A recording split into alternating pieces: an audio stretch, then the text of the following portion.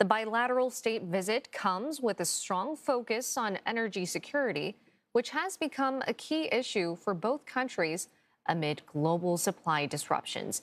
If you're joining us now, you're watching live pictures at the Astana here in Singapore, where both prime ministers of Singapore and Australia are meeting right now for a four-eye meeting. The agenda soon to be released in a joint presser, which we'll be covering live. Now, Singapore and Australia share a strong and long-standing relationship with close cooperation in areas such as defense, trade, and the digital and green economies. Now, both countries sharing a common strategic outlook as well, which supports bilateral and international cooperation. There has been steady engagement between the two leaders since, and during his three-day visit, more to be covered during the agenda, with regular high-level exchanges to be discussed as well, including Mr. Wong's official visit to Australia last October, where the two sides launched the next phase of comprehensive strategic partnership. It's also known as CSP 2.0. And for those of you joining us now, you're watching the live pictures coming in from Astana, where soon we'll be seeing the joint presser between the prime ministers of Singapore and Australia. The Honourable Prime Minister Anthony Albanese. Ladies and gentlemen, good afternoon. Let me extend a very warm welcome to Prime Minister Albanese and your delegation to Singapore. It's very good to see you again, my friend.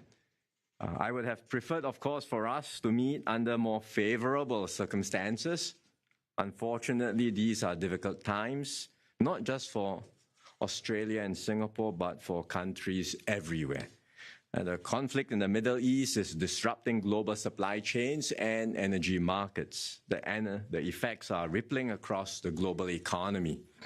As open and trade-dependent nations, Singapore and Australia feel these pressures directly. That is why in times like these, we must work closely, move faster, and stand together, not just to manage the risk, but to protect the well-being of our people. And that's exactly what Prime Minister Albanese and I have been doing. 2 weeks ago, we spoke and issued a joint statement to strengthen our energy security. Today, we took that further with concrete steps to reinforce our resilience and to keep supply lines open. First, we agreed on a simple but critical principle. We will keep trade flowing between our two countries. Essential goods will continue to move between Australia and Singapore. That includes liquefied natural gas, or LNG, which Australia supplies to Singapore, as well as refined petroleum products like diesel, which Singapore supplies to Australia. And I appreciate Prime Minister Albanese's assurance that Australia will continue supplying LNG to Singapore, because this is vital for us. Natural gas is our main source for power generation. Likewise, I have assured Prime Minister Albanese that Singapore will continue supplying refined fuels to Australia. As a global refining hub, we will keep these flows going as long as upstream supplies continue. Second, we are moving quickly to translate these commitments into action. We are working towards a legally binding protocol on economic resilience and essential supplies, covering energy and other critical sectors. This is not just about managing today's crisis. It's about building trusted supply lines for a more uncertain future. Our officials have already had extensive discussions on the protocol, and we've agreed to accelerate the negotiations, and we aim to conclude the agreement soon. Third, we will step up coordination. Our teams will stay in close contact to manage and respond quickly to any external disruptions that may affect us or impact our supply chains. We will convene our first energy ministerial dialogue soon and establish an economic resilience dialogue.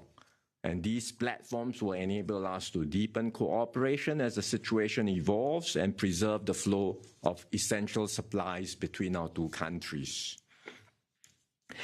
To conclude, these are uncertain and unprecedented times, but it is precisely in such times that partnership matter most. Singapore and Australia have tackled challenges together before. During the COVID pandemic, we worked closely to keep critical supply chains open. Our partnership is built on trust, and that trust is enabling us to act decisively today. In a more fractured and volatile world, we choose to stay open, to stay connected, and to stand together. Through the strength of our partnership, I'm confident that Australia and Singapore will not just get through the crisis, but we will emerge stronger and more resilient. So once again, Prime Minister Albanese, thank you for your friendship, thank you for your partnership, and for the excellent discussions we've had today. Thank you. Thank you, Prime Minister. May I now invite Prime Minister Albanese to deliver his remarks, please. Well, it's great to be alongside my friend, Prime Minister Lawrence Wong, and to be back here in Singapore. Australia and Singapore have such a strong relationship. It's based on deep trust built over 60 years of diplomatic relations between our two great nations.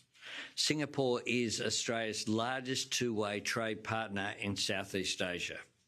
And my government, upon coming to office, had developed the Southeast Asia Economic Strategy to 2040, closely and clearly saying to all of our partners here in Southeast Asia that we were prioritising the relationships in our own region. Singapore is one of our closest strategic and economic partners, and my government has invested a great deal in this relationship. This is my third official visit to Singapore as Prime Minister, and it's the fifth time that Prime Minister Wong and I have met bilaterally. The last time we met was in Canberra last year when we formally upgraded our comprehensive strategic partnership. We are in a time of global uncertainty, and at a time like this, trust, friendship and cooperation with our neighbours matters more than ever before. This is a relationship, importantly, that helps deliver energy security for both of our nations. Around 25% of Australia's fuel comes from Singapore's refineries, and we visited them this morning. And Australia supplies around 32% of Singapore's LNG that's so important. And we witnessed literally the ship there at Jurong Island this morning. So it's vitally important that we coordinate our response to the global fuel crisis and cooperate so that both of our economies are more resilient. This is a win-win. That is why Prime Minister Wong and I have just signed the joint statement that will protect our mutual energy security and to support the flow of fuels and LNG between our two countries. The conflict in the Middle East is a long way from our region, but every nation in our region is being affected by it. By building regional cooperation on energy security and economic resilience, we strengthen our own fuel security and our own economy. Our friendships in the region help our farmers back home. And the best way to deal with this global crisis is indeed to work together as partners and as neighbours. And I look forward to continuing to engage with the Prime Minister. We had a very wide-ranging discussion today, and that's what friends can do, because you come to the relationship with that position of trust and mutual interest. And we also talked about how Australia and Singapore could work with other nations as well, like-minded countries, to expand what we are achieving here today. Thank you. Thank you, Prime Ministers. We will now take questions from members of the media. May I request for journalists to stand and introduce yourselves and before asking the questions. First up, may I introduce CNA TV from Singapore? Hi, Prime Minister. Sabrina from Channel News Asia here. We wanted to ask, with the rising competition for energy supplies globally, are you already seeing signs of countries competing or outbidding each other? And how can Singapore and Australia avoid being squeezed in the environment? Thank you. The global energy market is what it is now, facing a significant disruption. And when markets are tight, when demand exceeds supply, naturally there will be pressure on prices. That's what we are seeing today. There's not very much individual countries can do to influence the global energy market. But what Australia and Singapore have decided to do now is to work together, is to provide mutual support and to find ways in which we can strengthen our cooperation, keep essential supplies flowing, and by doing so, we believe we will further strengthen our energy security and resilience. I think Singapore is in a particularly strong position because of what we witnessed firsthand this morning at Jurong Island with the significant players in the oil industry all having a presence there. And that means that some of the supplies that have been disrupted have been replaced by supplies from West Africa, from the Americas. And the relationship between that and then Australia being able to have greater access to supplies because of the relationship between our two countries strengthens our position, just as our position as a reliable supplier of LNG gives Singapore confidence as well to be able to engage in the way that it does as such an important part of not just its own economy, but the region's economy as well. So these are challenging times, and we need to recognise that. We need to respond to that in an orderly, cohesive way that seeks to not just develop solutions to the immediate challenges in terms of supply, but also one of the things we've talked about today and was foreshadowed by the Prime Minister is how do we emerge from this more resilient, strengthening those relations in trade and cooperation going forward as well. And that is certainly our intention. Thank you, Prime Ministers. Next from Australia, Newswire. Good afternoon, Prime Ministers.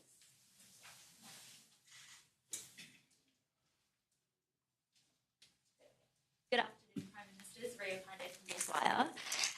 Prime Minister Albanese, when it comes to energy security, do you think countries should negotiate and pay tolls to pass through the Strait of Hormuz?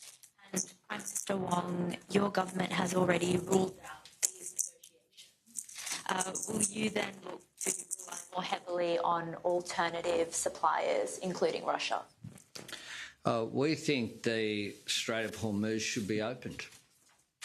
And that is our very clear position, and one we will continue to put, one we've advocated for. Our position on the Strait of Hormuz is clear. It's consistent. We've stated that this is international law, and it's important to us that countries uphold international law, including the right of transit passage through international waterway like the Strait of Hormuz. May I next invite? Because you are asking me then what do we do in terms of energy supplies? As far as energy supplies are concerned, we believe it's a global energy market. Our companies source feedstock from all over the world, subject to prevailing laws and whatever sanctions, regimes, or arrangements are in place. We expect companies to uphold these international agreements and obligations. But subject to that, oil is fungible. As long as more oil enters the global energy market, it is good for the world. And our companies based here in Singapore are deeply connected to the different flows of energy supplies around the world. That's something we've built up over a considerable amount of time as an energy hub, as a refining hub, as an oil trading hub. And so because of that position, because of that strategic position, companies here are able to access flows of oil from different parts of the world, and that ensures that we continue to have feedstock going into our refineries, and our refineries in turn are able to provide supplies to all their different export markets. May I next invite CNA Digital? Good afternoon, Prime Ministers. The first question I have is for Prime Minister Albanese. Is Australia prepared to increase LNG exports to Singapore or the region if supply shocks worsen? And then the next question is to both Prime Ministers. You've both talked about energy resilience in the longer term. Are there discussions on long-term LNG contracts, joint stockpiling, or shared strategic reserves between the two countries to manage future supply shocks? Thank you. On the first question, Australia has been a very reliable supplier of LNG, and we will remain so.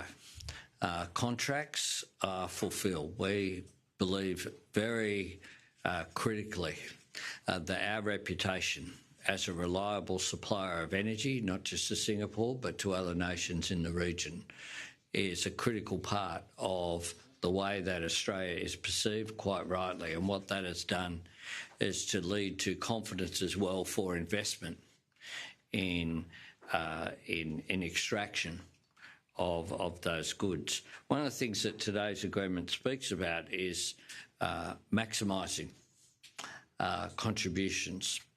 So one of the things positions we want to be in is that if Singapore requires through commercial processes requires further LNG, there is over a period of time as well. There's additional fields are going to come online, and we will continue to provide support for Singapore, which is important for your economy, but also produces benefit for Australia.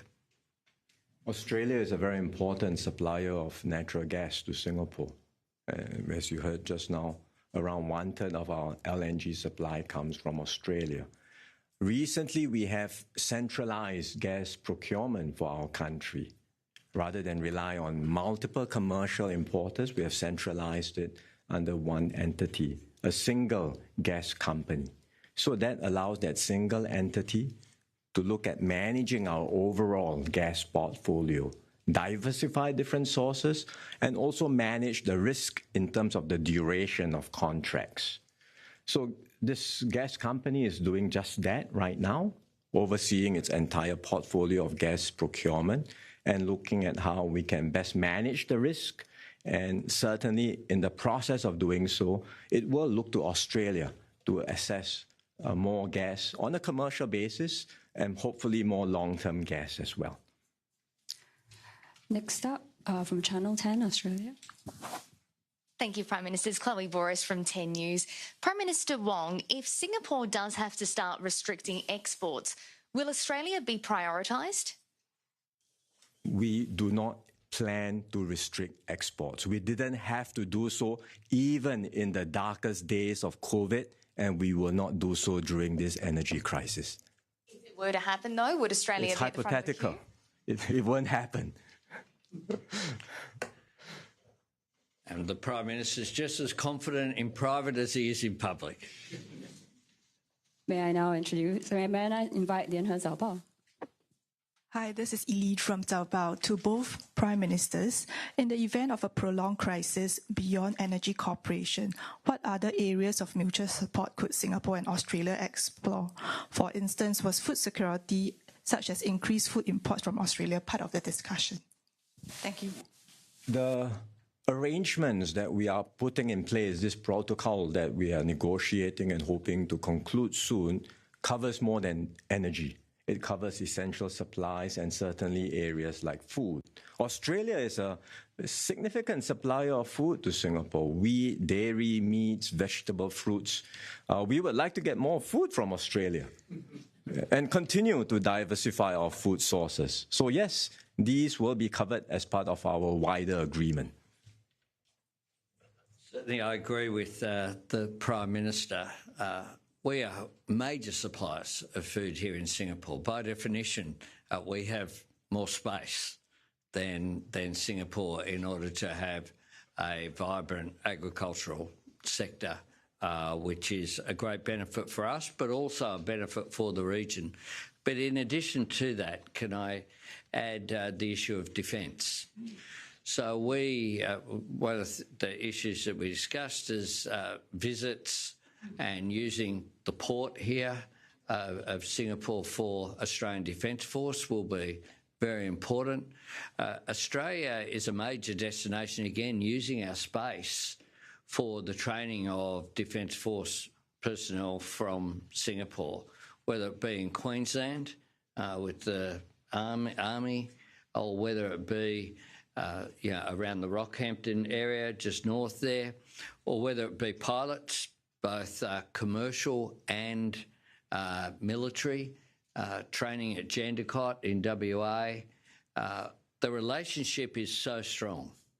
And one of the things that we are talking about is how do we strengthen those protocols going forward? So across the full spectrum, one of the areas that I have found on visits to Singapore over many years as well is the education sector is another area.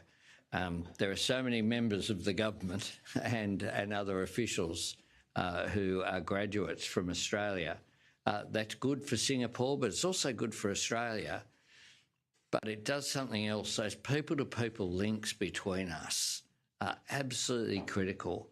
At times like this, being able to pick up the phone and have that sense of familiarity with each other is so important. Lastly, may I invite AFR? Good afternoon, Michael Reid from the Australian Financial Review. Prime Minister Albanese, is the government considering any changes to the tax treatment for new gas export contracts in the May budget? And Prime Minister Wong, would Singapore have any concerns about any moves by Australia to raise taxes on gas exports? We have three priorities when it comes to energy, both now and certainly in the immediate period. They are supply, supply and supply. That is our priority. That is what we are focused on. That is what I'm engaged with. And as well, if there's a fourth, but below supply is price, which is why we changed the fuel tax regime in Australia as well. From our point of view, we import all of the natural gas we need for power generation. And when we procure the natural gas contracts, or when we negotiate these natural gas contracts, they are done on commercial terms. As I mentioned just now, we now have a single entity negotiating these gas contracts. We will look at diversifying from different sources. We will look at different durations of contracts, some spot, some medium term, some longer term, but all to be negotiated on a commercial basis. And certainly we will respect the laws and changes in terms that, or changes in laws and taxes that any export country would like to impose. But we will look at it also at the same time from an overall portfolio, find ways to keep the portfolio price competitive and continue to diversify our different sources. But within that context, I would say all this while we have found Australia to be a very reliable provider of gas, natural gas, and that's why I mentioned just now, certainly from Singapore's perspective, we hope to have more sources from Australia. Excellencies, ladies and gentlemen, we have come to the end of the joint press conference. May I invite both Prime Ministers for a final handshake shot?